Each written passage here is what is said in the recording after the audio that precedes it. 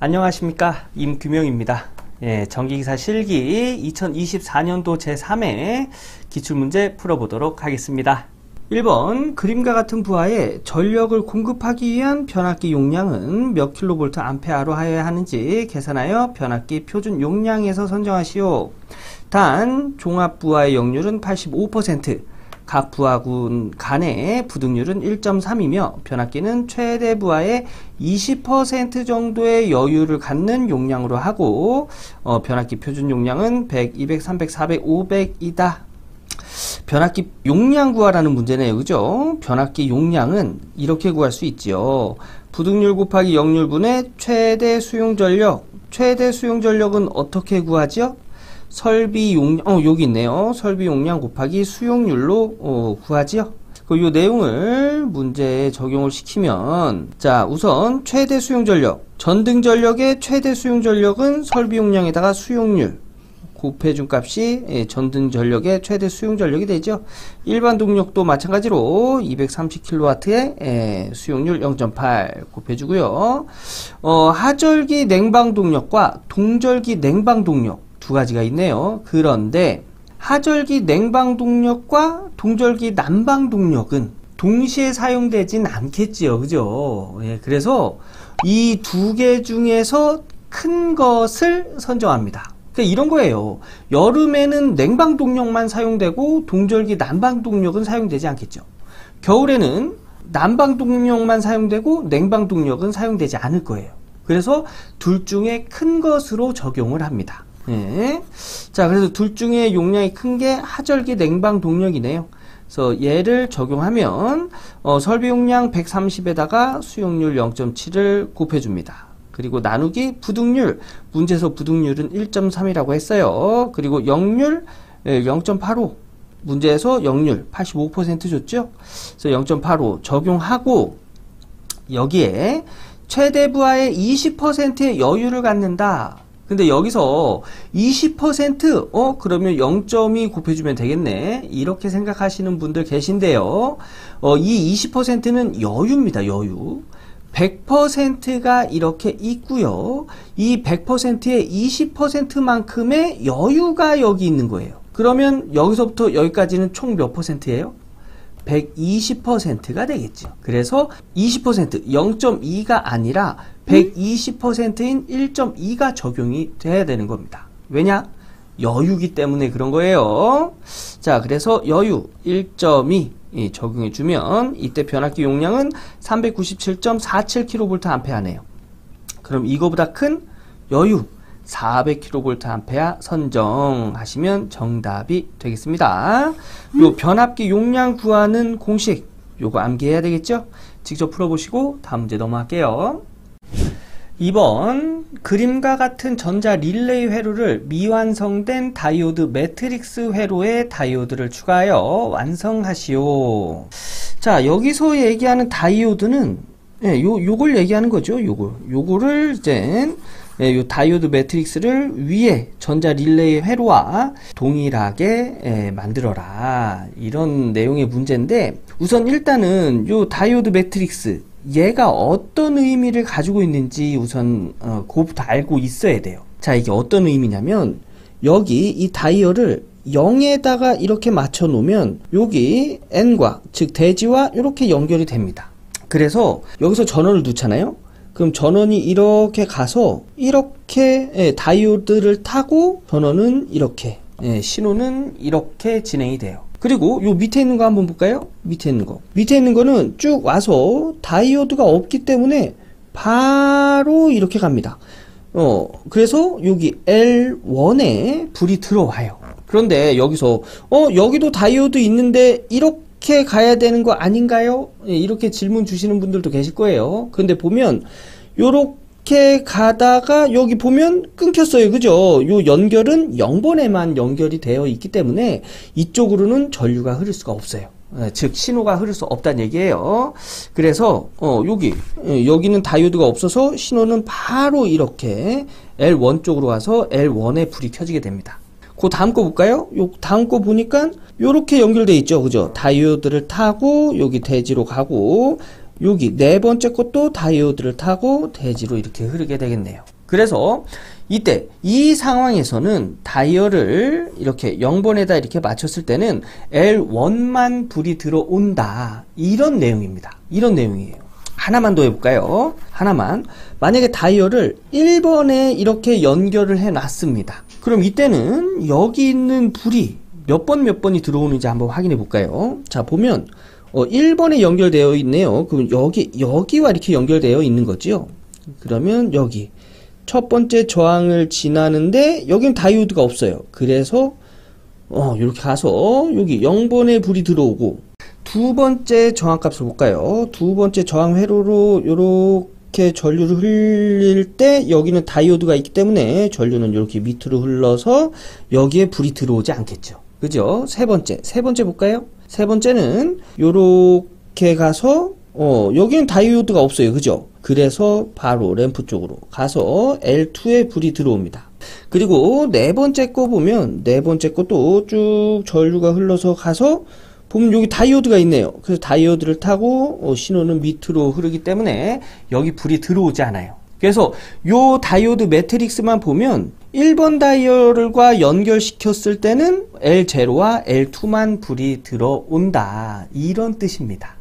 요게 이제 그런 뜻이에요. 요런 뜻인데, 이제 요거를 요 위에 전자 릴레이 회로와 동일하게 이제 만들어라. 이제 이런 문제가 되겠습니다. 자, 그러면 요거 보고 하나하나씩 한번 해볼게요. 우선, 요거는 다이얼 0번에는 아무것도 연결되어 있지가 않아요. 그죠? 릴레이가. 그러면 0번에, 여기도 뭐 릴레이 번호가 0번이 없어요. 0번일 때는, 불이 하나도 들어오면 안 된다. 예, 이런 의미를 갖겠죠. 그죠?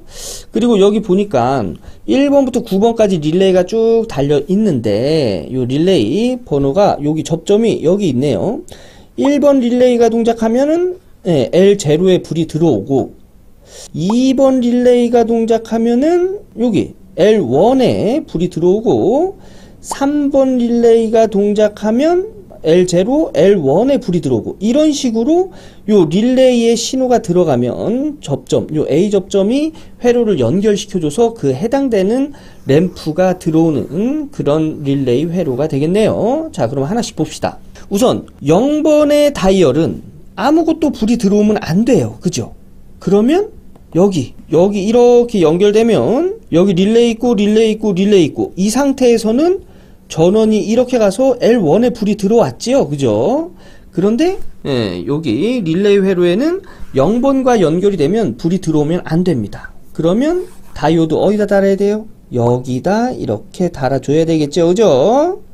예, 이렇게 달아줘야 됩니다. 다이오드를 이렇게 달고, 예, 1번 봅시다. 1번은 여기 있고요. 1번은 L0만 불이 들어오면 되겠네요. 그래서 1번 회로가 이렇게 된다고 하면 L0만 불이 들어와야 돼요. 그죠? 신호가 이렇게 가서 이렇게 가야 되기 때문에 얘는 다이오드가 있으면 안 되고, 여기도 다이오드가 설치가 돼야 되겠네요. 그죠? 지금 요게 없는 회로에서는, 예, 여기 L2에도 전원이 들어가서 불이 켜지겠죠? 그래서 여기다 다이오드를 달아야 이렇게 밑으로 신호가 흘러서 불이 들어오지 않을 겁니다. 예.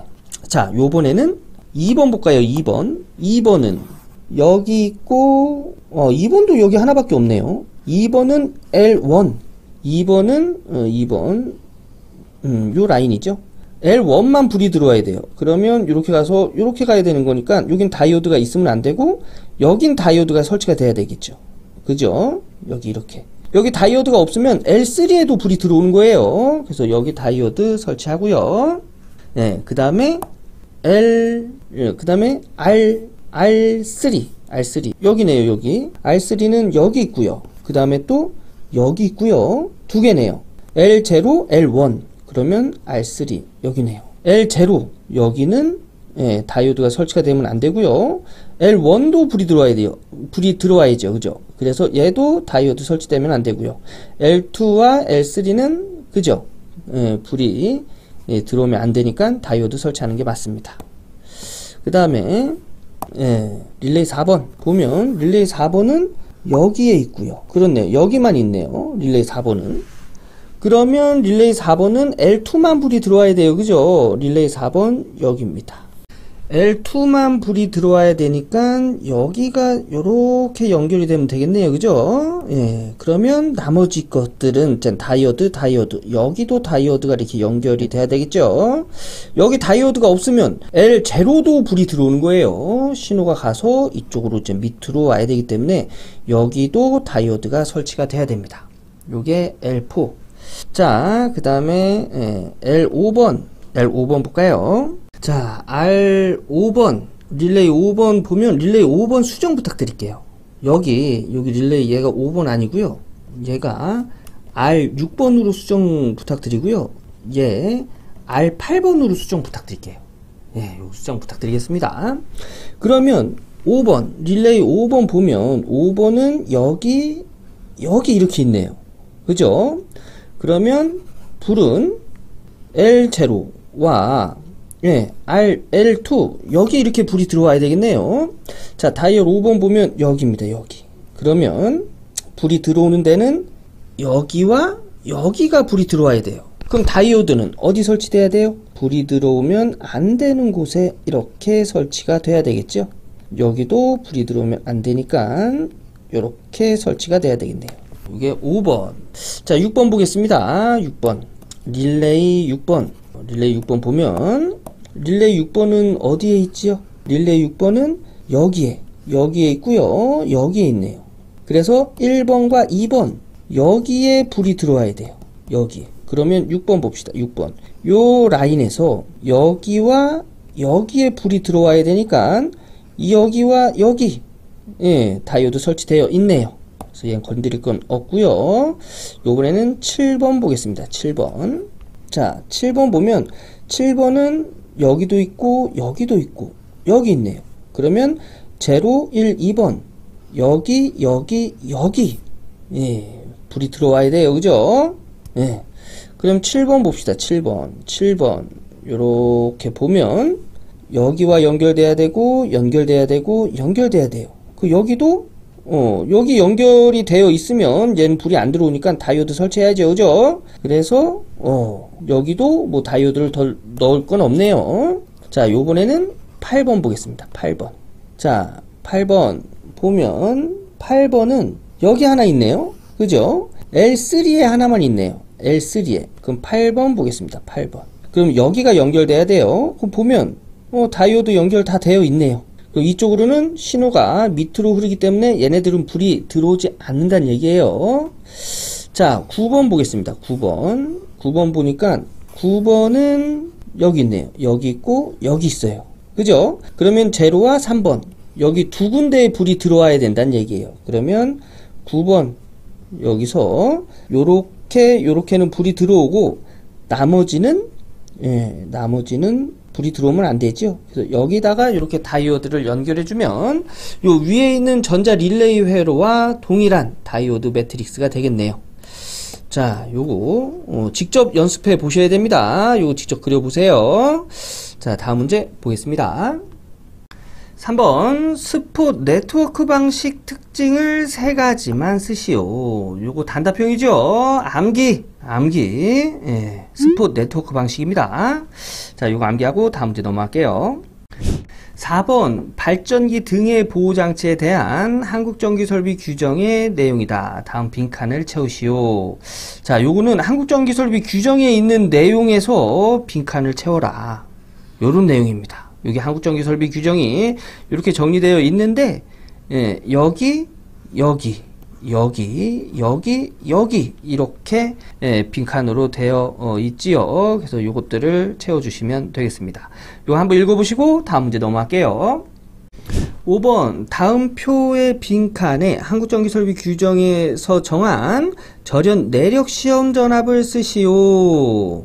자, 절연 내력 여기 한국전기설비 규정 132 전로의 절연 저항 및 절연 내력 관련된 내용을 보면 요런 표가 쭉 있지요. 여기서 보면 공칭 전압이 6.6kV래요. 그리고 최대 사용 전압이 6900V랍니다. 자, 여기 보면 최대 사용 전압이 7kV, 7000V죠. 이하인 전로는 시험 전압이 최대 사용 전압의 1.5배, 그래서 최대 사용 전압 6900V에 1.5배 해서 이때 시험 전압은 1350V다. 이렇게 나왔고요. 그다음에 공칭 전압이 13.2 중성점 다중접지라네요. 여기 최대 사용 전압이 13800V. 그럼 여기 보면 최대 사용 전압이 7kV, 그러니까 7000V에서 25kV, 25kV면 25000V죠, 그죠? 요 사이인 중성점 접지식 전로, 다중접지한 거. 자, 여기 보면 중성점 다중접지라고 되어 있지요. 그래서 다중접지 한 것에 하나인 거는 최대 사용전압의 0.92배, 그래서 최대 사용전압 13800V에 0.92배 해서 12696V를 시험전압으로 사용한다. 그 다음 공칭전압이 22.9kV도 중성점 다중접지이고요. 최대 사용전압이 24000V, 24kV죠, 그죠? 요것도 좀 전에 했던 7kV에서 25kV 요 사이에 들어가 있네요. 그래서 전로 종류는 요 2번이 되겠고요. 여기 시험 전압은 최대 사용 전압의 0.92배. 그래서 최대 사용 전압 24000V에 0.92배 하면 22080V다 라는 걸 알 수가 있습니다.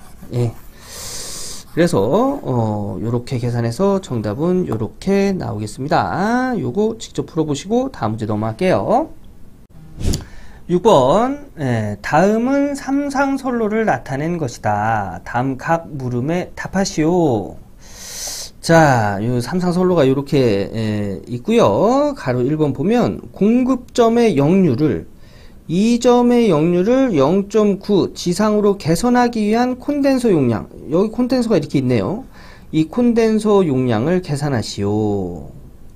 자, 우리가 배우는 콘덴서 용량 구하는 공식 있잖아요. 뭐 이것도 계산하면 요렇게 탄젠트 세타2 뭐 요런 식으로도 계산이 가능한데 요거 하려면 좀 계산이 복잡해져요. 그래서 좀 더 간단한 방식으로 콘덴서 용량을 구하는 공식이 있는데요. 자, 요거 삼상이니까 루트 3 곱하기 전압, 요거 성간 전압이에요. 콘덴서에 걸리는 전압이 되겠죠. 그리고 콘덴서에 흐르는 전류, 즉 여기에 흐르는 전류 값을 적응하면 되겠습니다. 자, 전압은 6600V, 이게 전압이죠. 근데 흐르는 전류를 구해야 돼요. 근데 흐르는 전류를 구하려고 보니까 이 공급점에서의 역률이잖아요, 그죠? 전류가 이쪽으로 이렇게 하나가 흐르고 이쪽으로 이렇게 하나가 흐르네요. 그러면 여기 공급점에서의 전류는 이 두 개의 전류가 흐르는 거예요. 그런데 가만 보니까 여기는 역률이 0.8이고 여기는 0.6이에요. 서로 역률이 다릅니다. 이럴 때 여기서 이 전류, 두 개의 전류를 합성을 해야 되는데 그냥 100A, 100A 한다고 해서 여기 200A 이러면 안 돼요. 왜냐? 역률이 다르기 때문에 이렇게 계산하면 안 됩니다. 자, 그래서 역률이 다를 때는 우선 여기 흐르는 전류의 복소수 값을 구하고요. 여기에 흐르는 전류의 복소수, 즉 실수분과 허수분, 여기서는 유효분과 무효분을 구해서 합성해 준 다음에 계산을 해야 돼요. 자, 요렇게 하는 거예요. 우선 여기 보면 여기에 흐르는 전류는 역률이 0.8이네요. 그래서 얘를 복소수로 나타내면 여기에 흐르는 전류값 곱하기 역률 마이너스 J 사인 세타입니다. 얘가 사인 세타. 마이너스는 지상이기 때문에 마이너스가 적용된 겁니다. 그래서 코사인 세타가 0.8일 때 사인 세타는 0.6이죠.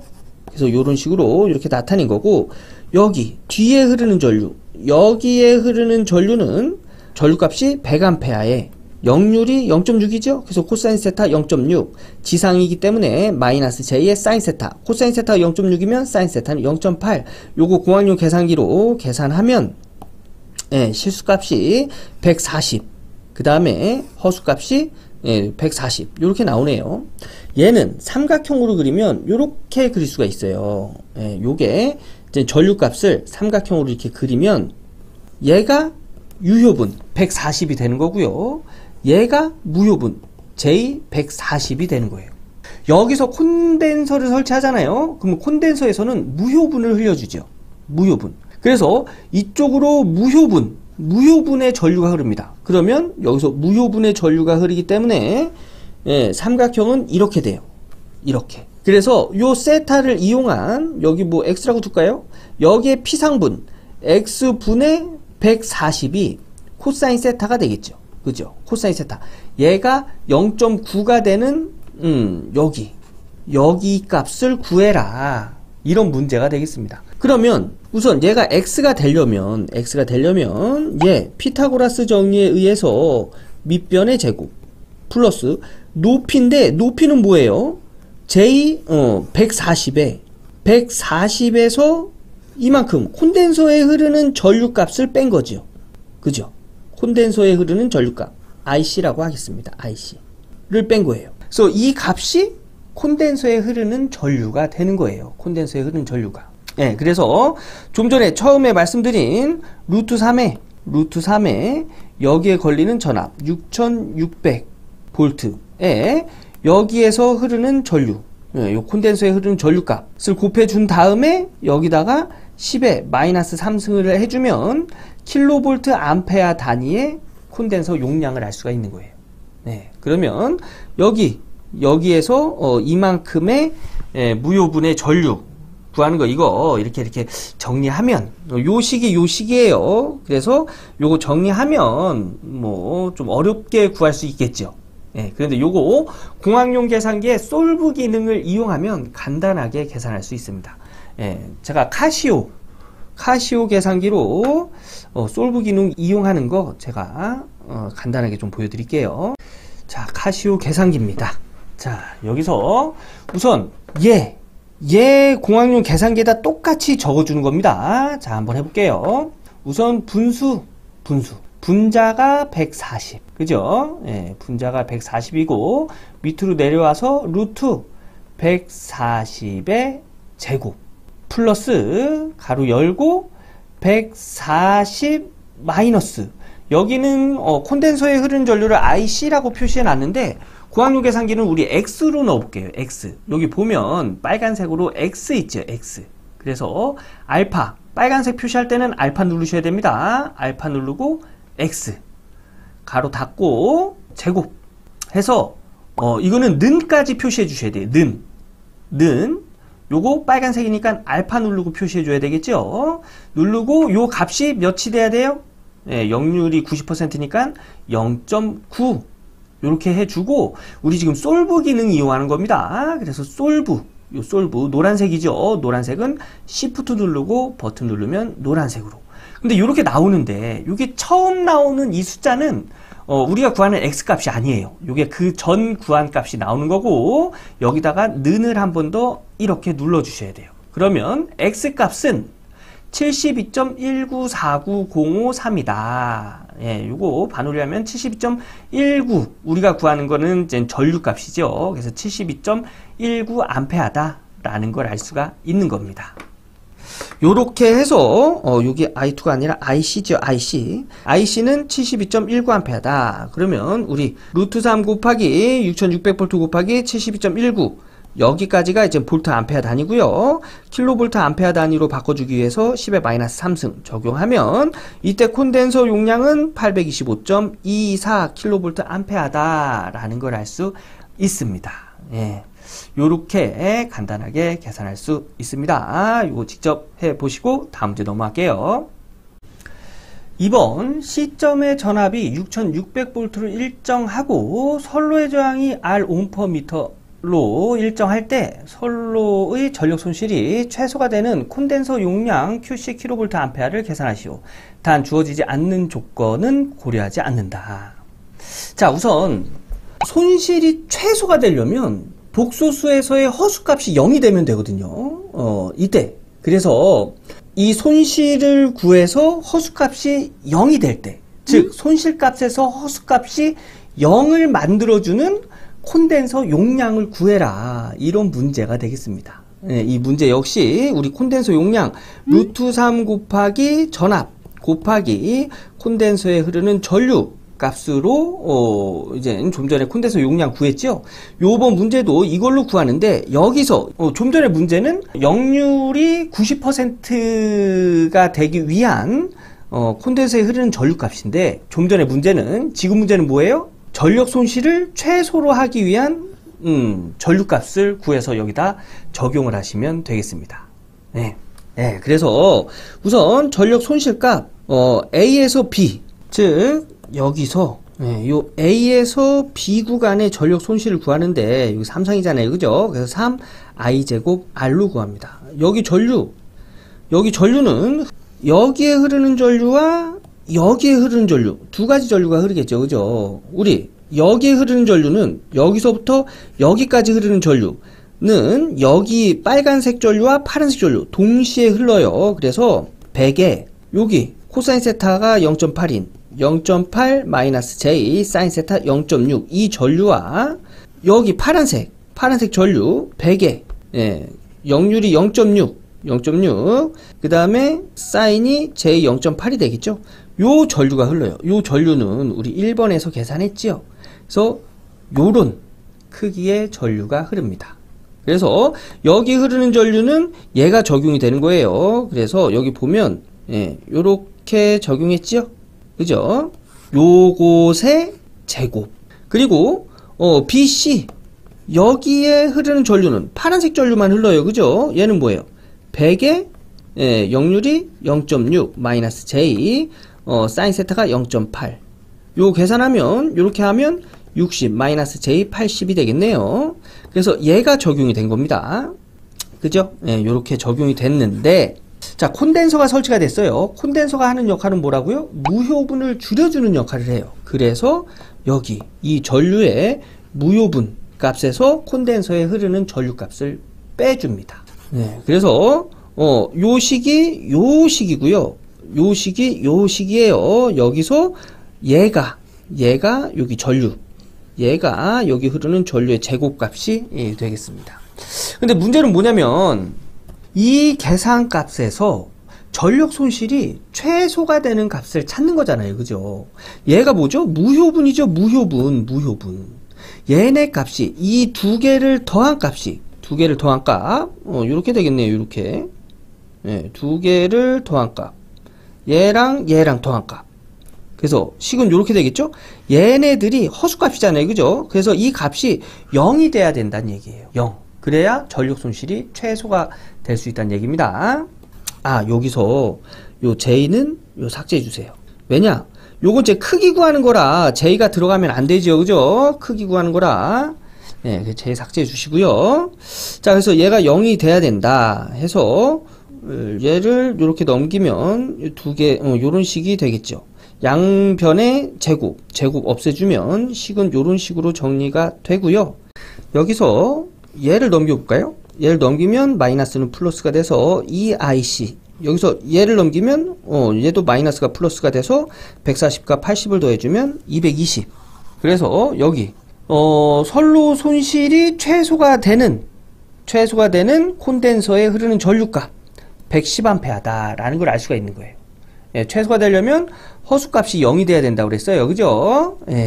그래서 얘를 여기 콘덴서 구하는 공식에다 쭉 적용을 하면 루트 3 곱하기 6600V 곱하기 110A 하면 얘가 볼트 암페어가 돼요. 그래서 여기서 10에 마이너스 3승 곱해주면 지금 킬로볼트 암페어 단위의 용량이 되겠죠. 그래서 계산하면 1257.47이다. 이런 식으로 계산할 수가 있습니다. 요거 직접 계산해 보시고 다음 문제 넘어가겠습니다. 7번 다음의 그림은 저하 배전 선로의 개통 접지 방식 중 TN 개통 TNCS 방식이다. 결선도를 완성하시오. 자, 이게 접지 개통인데 접지 개통의 이 문자가 의미하는 건 여기 첫째 문자는 전원 쪽이고요. 둘째 문자는 부하 측입니다. 그리고 요 뒤에 이렇게 써져 있는 건 보호도체와 중성선 관련된 내용인데요. 요걸 어떻게 구분하냐? 자, 전원 부분에는 T와 I가 있어요. T는 전원 부분의 한 점이 대지와 접속, I는 대지와 접속하는데 임피던스를 통해서 접속. 요때 T를 쓰고 요때 I를 쓴다는 얘기예요. 또 부하는 TN이 있는데 부하가 대지와 접속되면 T. N은 요게 이제 부하의 뭐 외함이나 이런 것들이 전원과 연결. 전원과 연결되면 N.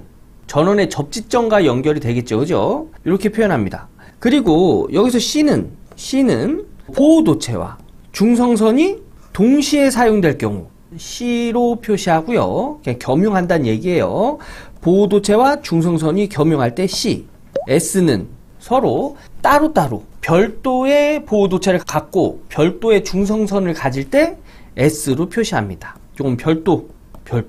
요런 식으로 암기해 주시면 되겠습니다. 자, 그러면 요거는 어떤 방식이에요? 전원이 대지와 연결되고 부하 측이 전원의 접지점과 연결되는 방식이 되겠죠. 그리고 중성선과 보호도체가 겸용되는 부분이 있고 또 따로따로 별도의 선으로 표시되는 부분이 있고 별도의 선으로 사용되는 부분이 있을 때 TNCS 방식이다. 이렇게 표시합니다. 그럼 요거를 여기 그림을 보고 한번 볼게요. T 전원에서 요게 전원 측이고 요게 부하 측이잖아요. 그죠? 전원 측이 대지와 연결됐죠. T. N은 뭐예요? 요 부하 측이 전원과 연결돼야 됩니다. 그런데 여기 보면 이런 표시가 있는데 자, 여기 요렇게 표시된 건 중성선, 요렇게 표시된 건 보호도체, 그 다음에 요렇게 두 개를 합성해 놓은 건 중성선과 보호도체 겸용이라고 되어 있죠. 자, 여기는 P2와 보호도체와 중성선이 겸용된 부분이에요. 겸용된 부분. 그래서 이 부분이 이제 C 부분이 되는 거고, 여기는 따로따로 떨어져 있죠. 중성선과 보호도체가 떨어져 있습니다. 그래서 이 부분이 S 부분이 되는 거예요. 예. 그리고 여기서 N이면 부하와 전원에 접지된 도체와 연결이 돼야 되겠죠. 그죠? 그럼 연결 한번 해봅시다. 여기 PN은 여기 중성선이라고 그랬죠. 그죠? 여기 중성선 보호도체와 이렇게 연결된 방식이 되겠습니다. 그 다음에 여기는 S니까 따로따로 돼야 되겠죠. 여긴 중성선, 여긴 보호도체. 이렇게 돼야 되겠네요. 요렇게 해야 부하 쪽이 N이 되는 거예요. 전원 쪽에 접지점과 연결되는 부분이 있어야 된다는 얘기예요. 그리고 나머지는 얘는 뭘까요? 얘네들은 요렇게 전원이 들어가는 부분이 되겠죠.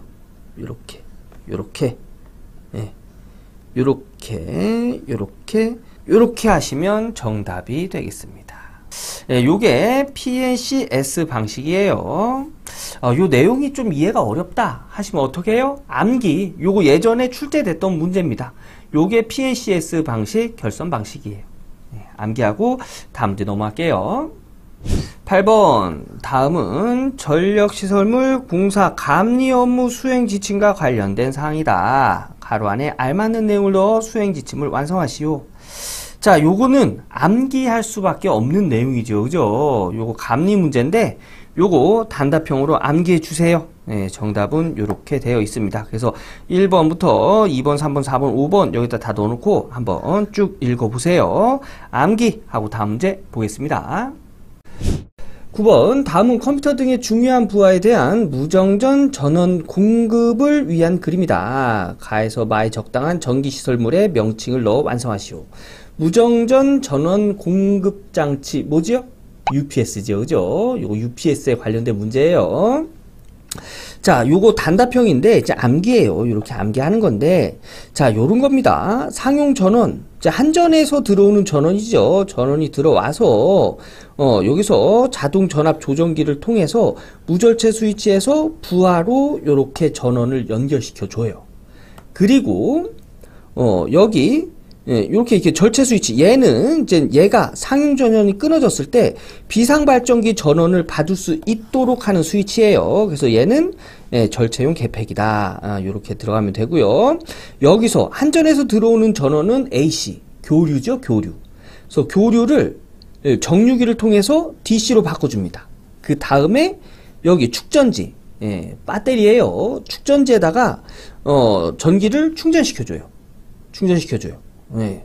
요렇게 전원이 들어가고 요렇게 충전이 되는 거예요. 이때 얘도 끊어지고 얘도 끊어졌어요. 뭐 비상 발전기가 돌아간다 하면은 전원은 이렇게 해서 이제 부하로 이제 나가도 되는데 얘도 끊어지고 얘도 끊어졌습니다. 그럼 이때는 전원이 없잖아요. 그죠? 이때는 여기 축전지에 저장된 전원 에너지를 꺼내서 부하로 넘겨요. 근데 여기 있는 전원은 DC잖아요. 그죠? 직류를 AC로 바꿔주는 인버터를 여기 설치해야 돼요. 그래서 인버터를 통해서 AC로 바꿔준 다음에 부하로 요렇게 내보낼 수 있는 겁니다. 그래서 전원이 끊겨도 축전지를 이용해서 부하에 전력을 계속 공급할 수 있는 장치, 요걸 무정전 전원 공급 장치 UPS라고 하는 거예요. 그래서 요거 단답형입니다. 암기하고 다음 문제 넘어갈게요. 10번 지중 전선로에 관한 내용이다. 한국전기설비 규정에 맞게 빈칸을 채우시오. 이 문제는 필기 때도 자주 나왔던 내용이죠. 지중 전선로는 전선의 케이블을 사용하고 또한 관로식, 암거식, 요거 암거식입니다. 요 수정 부탁드릴게요. 암거식 또는 직접 매설식에 의하여 시설하여야 한다. 그래서 관로식, 직접 매설식 들어가고요. 동그라미 1번 관로식에 의하여 시설하는 경우에는 매설 깊이는 1m죠. 1m 이상으로 하되 매설 깊이를 충족하지 못한 장소에는 경고하고 차량 기타 중량물의 압력을 견디는 것에 사용할 것. 다만 중량물의 압력을 받을 우려가 없는 것에는 0.6m, 60cm 이상으로 할 것. 그래서 이제 여기는 압력을 받을 우려가 있는 장소가 되겠죠. 그리고 압력을 받을 우려가 없는 장소에는 0.6m. 이 내용은 한국전기설비규정 334.1 지중 전선로에 관련된 시설, 이렇게 나와 있는 내용이 되겠습니다. 요거 단답형 암기하고 다음 문제 넘어갈게요. 11번 그림은 주 보호와 후비 보호를 하기 위한 기능으로 단락, 지락, 보호에 쓰이는 방식이다. 도면을 보고 다음과 물음에 답하시오. 여기서 이제 주 보호는 뭐 사고가 발생했을 때 이제 바로 동작해야 되는 그런 뭐 차단기나 개전기 이런 것들이 이제 주 보호고, 여기서 후비 보호는 뭐냐면 얘가 동작이 안 됐을 때 설비를 보호하기 위해서 그 다음에 바로 동작해줘야 되는 뭐 차단기나 개전기 이런 것들을 의미하는 거예요. 자, 여기 이렇게 문제를 보면 이렇게 나와 있네요. 사고점 F1, F2, F3, F4에서 F4라고 할 때 주보호와 후비보호에 대한 다음 표에 가로 안을 채우시오. 자, 볼까요? F1 사고점이 여기 사고점이에요. 그러면 여기서 사고가 났기 때문에 주보호는 우선 전원을 차단시켜줘야 돼요. 그죠? 그래서 얘네들이 될 거예요. 얘네들이 차단이 돼야 고장점으로부터 분리를 시켜줄 거 아니에요. 그죠? 그래서 요거 2개, 그 다음에 요거 2개. 그죠? 얘가 감지해서 차단을 시키는 거예요. 그죠? 그래서 2개. 후비보호는 뭐라고 그랬어요? 얘가 차단이 안 됐을 때 그 다음에 차단을 해줘야 되는 애들이라고 했죠. 여기 있네. 얘가 차단이 안 되면 얘가 차단을 해줘야 돼요. 얘가 감지해서 차단기를 동작시키죠. 얘가 감지해서 차단기를 동작시켜요. 그래서 여기는 OC12 플러스 CB12 그리고 OC13 그 다음에 CB13 이렇게 차단을 해줘야 되는 겁니다. 얘가 F1. 자, F2 볼까요? F2는 어딜까요? 여기네요. 여기 변압기에서 사고가 났을 때 이때는 얘가 끊어줘야지요. 그래야 이제 부하를 보호할 수가 있잖아요. 그죠? 그리고 또 얘가 또 끊어줘야 됩니다. 얘가 그래야 고장점으로부터 전원과 분리를 시켜줄 수 있죠. 그죠? 그래서 F2는 요렇게 얘가 동작해서 이제 뭐 얘네들을 동작시키는 거죠. 그래서 요렇게 그리고 요렇게가 되겠습니다. 이렇게. 그리고 후비보호는 얘네들이 동작을 못했다. 그러면 얘네들이 동작을 해줘야겠죠. 그죠? 그래서 OC1과 CB1 그리고 OC2와 CB2 이렇게 보시면 돼요. 여기서 사고가 발생했기 때문에 그 다음에 F3 볼까요? F3. 여기서 사고가 발생했어요. 그러면 전원으로부터 분리를 시켜줘야 돼요. 그죠? 그러면 얘랑 동작하면 되겠네요. 예, 그럼 전원으로 분리가 되겠죠. OC4, CB4. 그 다음에 OC7, CB7. 이렇게 되겠네요. 그 다음에 얘네들이 동작이 안 됐을 때 얘와 얘네들이 동작해줘야 되겠죠. 그죠? 그래서 OC3, CB3 and OC6, CB6 이렇게 되겠네요. 이렇게 찾아가는 거예요. 나머지는 다 써있으니까 뭐 딴 것도 볼까요? F4. 여기서 사고가 발생하면 우선 일단 얘가 동작해서 전원을 차단시켜줘야 되겠죠. 그죠? 그래서 OC8, CB8. 그 다음에 얘가 동작이 안 되면 얘네 두 개가 동작을 해줘야 되겠죠. 그래서 OC4, CB4. 그 다음에 OC7, CB7. 이렇게 되겠네요. 요것도 문제가 나오면 똑같이 나옵니다. 그래서 암기하고 다음 문제 넘어갈게요. 가로 2번 그림은 도면 당구장 표시 부분을 좀 더 상세하게 나타낸 도면이다. 각 부분 동그라미 1번에서 동그라미 4번에 대한 명칭을 쓰고 보호기능 구성상 동그라미 5번에서 동그라미 7번의 부분을 검출부, 판정부, 동작부로 나누어 표현하시오. 자, 그러면 당구장 표시한 데가 어딘지 봐야 되겠죠. 여기네요. 여기를 이렇게 좀 자세하게 여기 표현하라는 얘기죠. 우선 1번 얘는 차단기가 되겠죠. 그죠? 차단기. 교류 차단기. 2번은 얘는 1차 전류를 작은 전류로 계전기에 흘려줄 수 있는 전류로 변환하는 장치. 변류기죠. 그죠? 전류를 변환하는 장치. 그 다음에 3번 계경 변압기가 되겠죠. 4번은 과전류일 때 차단기를 동작시키는 계전기. 과전류 계전기. 그래서 얘가 차단기가 동작하는 거잖아요. 그죠? 얘가 동작부가 되고요. 동작부. 그 다음에 얘가 이제 검출을 하는 겁니다. 얘가 정상적인 건가? 과전류인가? 요런 것들을 검출하는 검출부. 그 다음에 얘가 이제 판단을 하는 거죠. 얘는 동작시켜야 돼. 얘는 차단시켜야 돼. 얘는 조금 흘려도 돼. 이 시간까지는 괜찮아. 뭐 이런 것들을 판단하는 판정부가 되겠습니다. 암기하고 다음 문제 넘어갈게요. 가로 3번 담난의 그림 F2 사고와 관련된 검출부, 판정부, 동작부의 도면을 완성하시오. 단질문 가로 2번의 도면을 참고하시오.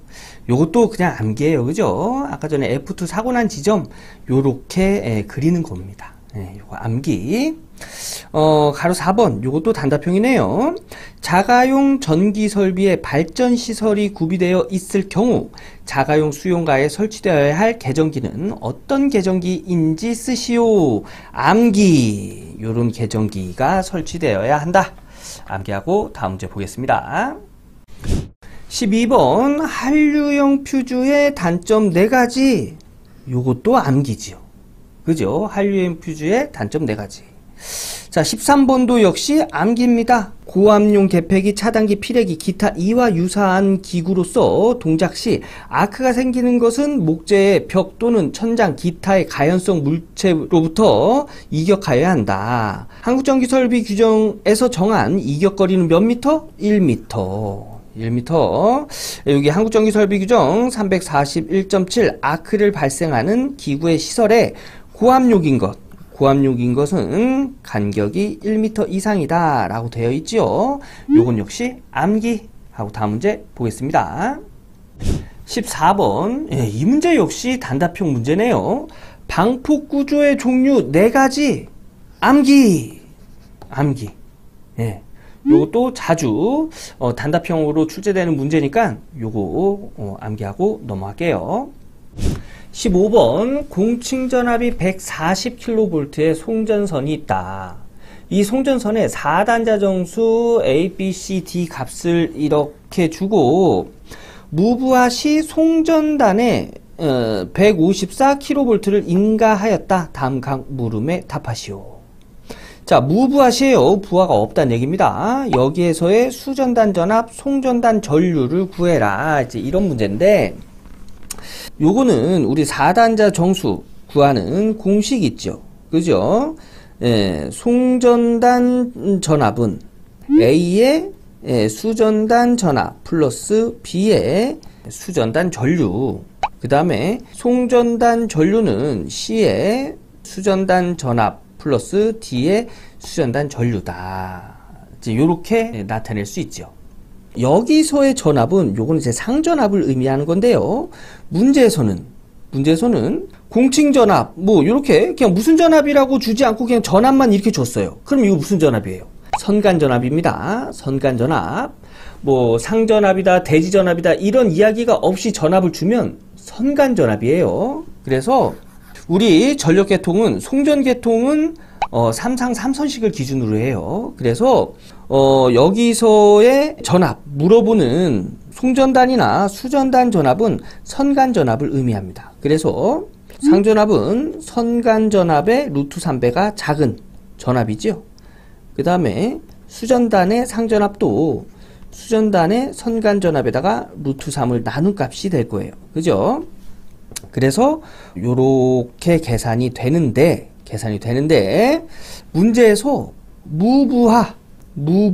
무부하시라고 그랬죠. 무부하. 그럼 부하가 없단 얘기예요. 여기에 부하가 없단 얘기입니다. 그러면 여기 전류 흐를 수 있을까요? 흐를 수가 없지요. 그래서 얘가 0이에요. 0. 그래서 이때 154에 요때 얘가 0입니다. 이때 무슨 전압? 수전단 전압. 얘를 구하래요. 수전단 전압. 그런데 이때 보면은 얘가 이제 상전압이죠. 선간 전압을 적용해서 바꿔주면 이렇게 바꿀 수 있어요. 루트 3분의 송전단 전압은 A의 루트 3분의 수전단 전압이다. 이렇게 구할 수 있어요. 그죠? 그러면 양변에 똑같이 루트 3 나눠준 거니까 얘네 이렇게 약분해서 없애줘도 되겠네요. 그래서 결론은 송전단 전압은 A 곱하기 수전단 전압이다. 이렇게 나타낼 수 있는 거고, 문제에서는 수전단 전압 물어봤어요. 그죠? 그럼 A가 넘어가서 나눠주면 되겠죠. A는 0.9 적용하고, 그 다음에 송전단 전압은 무부하시 154kV니까 154 적용하면 이때 수전단 전압은 171.11kV네요. 송전단이 154인데 얘는 171이네요. 수전단이 더 높아요. 이런 현상 무슨 현상? 페란티 현상.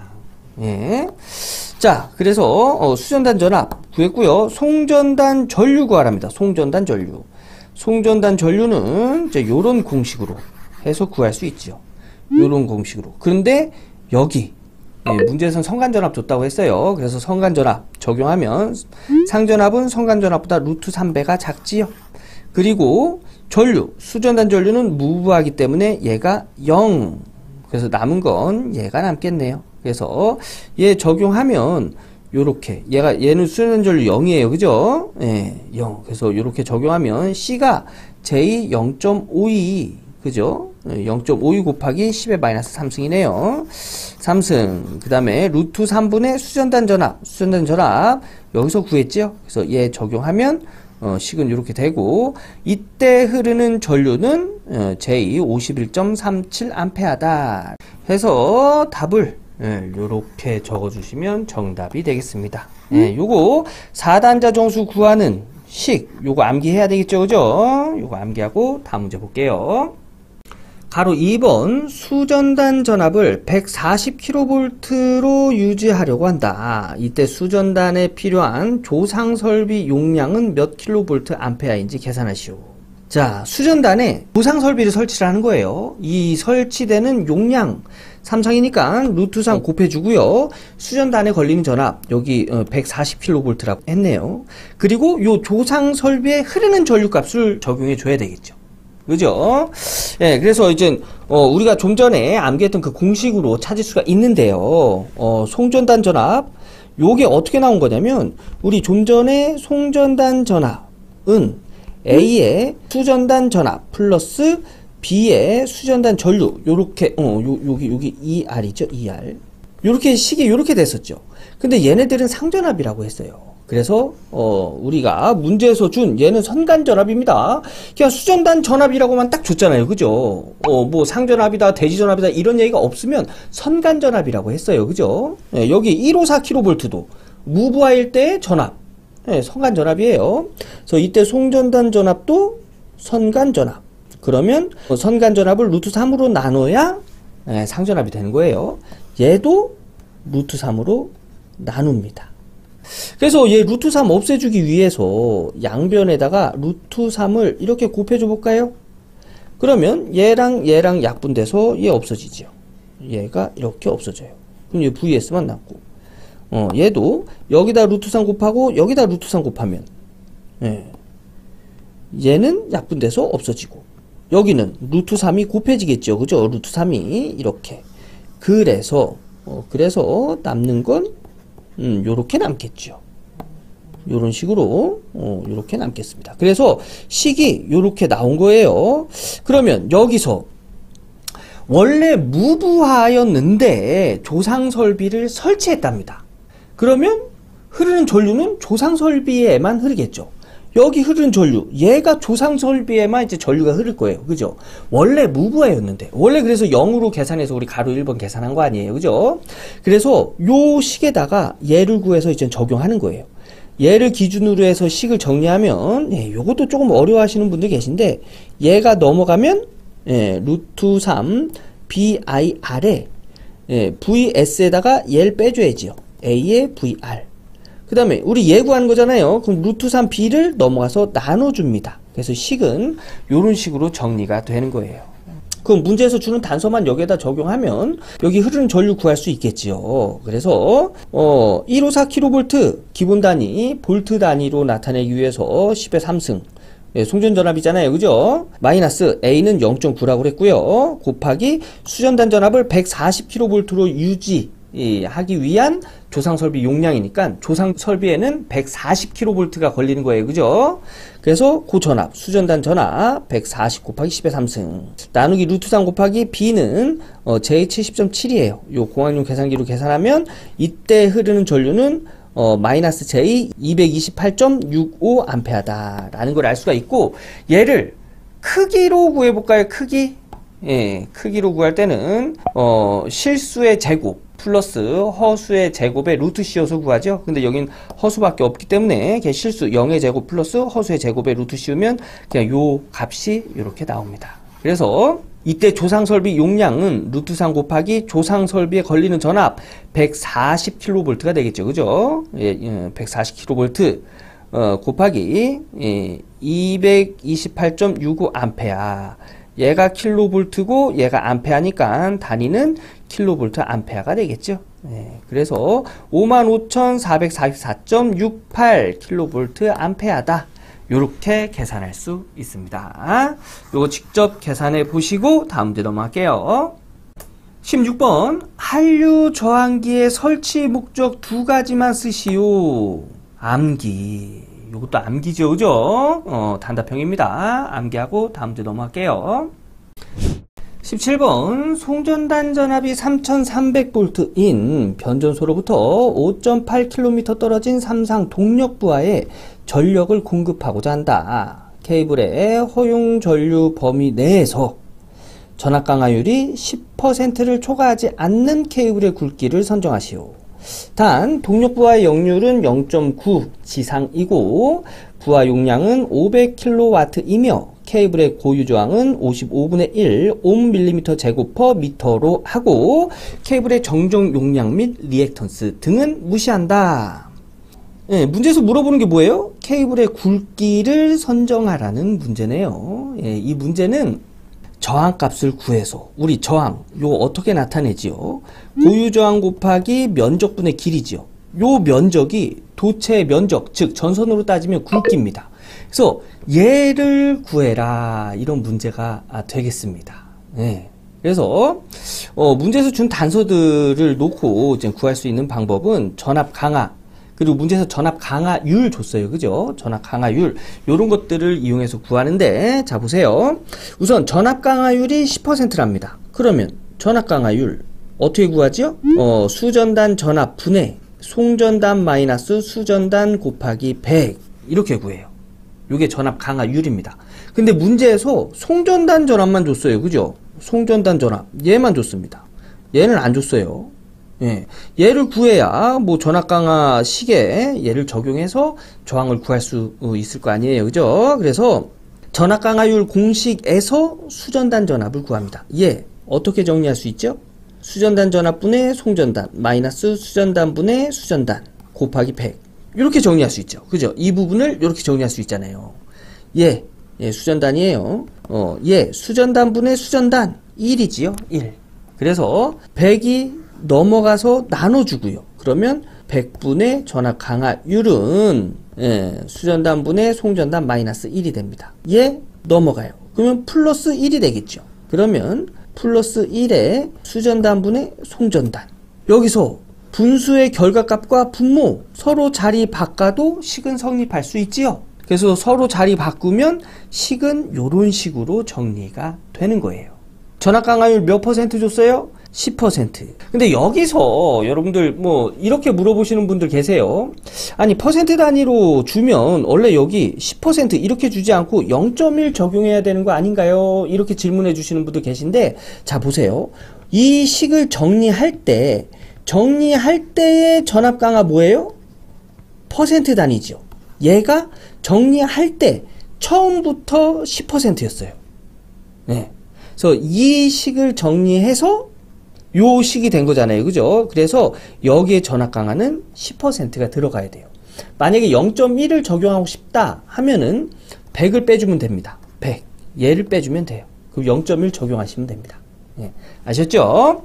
그래서 10% 나누기 100 플러스 1 분의 송전단 전압 3300 하면 수전단 전압은 3000V다 라는 걸 알 수가 있고요. 이제 요것 가지고 이제 전압 강화를 구하면 전압 강화는 송전단에서 수전단을 뺀 값이죠. 그죠? 요 전압 강화 공식은 요렇게 정리할 수 있어요. 요렇게. 그래서 송전단에서 수전단을 빼면 300이고 요 공식을 적용하면 이렇게 적용할 수 있는데, 이제 전압 강화가 300V고 요걸 계산하는 공식은 이렇게 되는데, 우리 문제에서 정정 용량 및 리액턴스 무시, 얘 무시. 그래서 식은 이렇게 정리가 될 수 있어요. 300은 수전단분의 부하 용량 곱하기 저항가. 우리 저항으로 전선의 굵기 구한다고 했어요. 그래서 저항을 기준으로 해서 식 정리하면 분수가 넘어가서 아래 위가 바뀌겠죠. 그래서 이렇게 정리해서 문제에서 주는 단서 부하 용량 500kW. 그래서 500 곱하기 10의 3승 적용해서 와트 단위 적용해주고 수전단 전압 3000V 곱하기 100 하면 이때의 저항값은 1.85입니다 라는 걸 알 수가 있고요. 제가 처음에 말씀드린 저항 공식에서 얘랑 얘 서로 자리 바꿔도 식은 성립하죠. 우리 얘 구하는 거예요. 그죠? 예, 그래서 단면적, 즉 전선의 굵기를 기준으로 해서 식을 정리하면 이런 식으로 정리할 수 있고요. 문제에서 고유 저항 55분의 1 줬어요. 그래서 55분의 1 적용하고 저항값 1.85. 그 다음에 요건 길이죠? 5.8km 줬어요. 문제에서 5.8km. 그죠? 5.8km. 그래서 5.8km 기본 단위 미터 단위로 적용하면 10의 3승 적용해야죠. 그래서 이렇게 계산하면 이때의 도체 단면적, 즉 여기서는 전선의 굵기는 58.59mm 제곱이다 해서 요 표에서 보면 58보다 커야겠죠. 그죠? 그래서 60 선정하면 되고요. 허용 전력값이 여기에 적용이 되나 한번 계산해 볼까요? 전류값은 요렇게 계산해도 되죠. 여기서 부하 용량 P는 루트 3 VI 코사인 세타. 전류를 기준으로 해서 식을 정리하면 루트 3 V 코사인 세타 넘어가서 나눠줘야지요. 그래서 요렇게 식이 정리가 되고 루트 3 곱하기 요게 수전단 전압 곱하기 역률 0.9 줬어요. 분의 부하 용량 적용하면 이때 흐른 전류는 106.92. 허용 전류에 딱 들어가네요. 그죠? 그래서 정답은 60mm 제곱 선정하시면 정답이 되겠습니다. 요거 꼭 풀어 보셔야 돼요. 요거 직접 풀어 보시고 다음 문제 넘어가겠습니다. 18번 다음 그림의 우리말 명칭과 용도를 쓰시오. 요거 암기 단답형이에요. 요렇게 그리는 건 영상 변류기를 요렇게 그리고요. 영상 변류기의 용도는 비접지 계통에서 지락사고 시 영상전류 검출. 이렇게 적으시면 정답이 되겠습니다. 이렇게 해서 2024년 제3회 전기기사 실기 기출보건문제 풀어봤습니다. 이 정도 난이도면 한 10개년도 기출문제에 답을 다 적을 수 있는 수준이면 무조건 60점 넘는 시험이었어요. 네, 물론 어려운 문제 있습니다. 근데 우리 100점 맞을 거 아니에요. 그죠? 네, 그래서 60점만 맞으면 합격이에요. 그래서 여러분들 우선 이해가 안 된다 하면 이 문제가 똑같이 나오면 답은 적는다. 이 기준으로 해서 공부를 진행해 주세요. 네, 그런 거 하다 보면 계속 그런 식으로 적고 써보고 계산해보고 하면 그 안에서 또 배우는 것들이 있습니다. 그러면 약간씩 응용이 돼서 나와도 답을 적을 수 있는 수준까지 올라갈 수 있어요. 네. 그래서 우선 일단은 암기부터 하시라는 거 말씀드리고요. 네, 이번 영상은 여기까지 하고 저는 다음 기출 보건 문제에서 인사드리도록 하겠습니다. 감사합니다.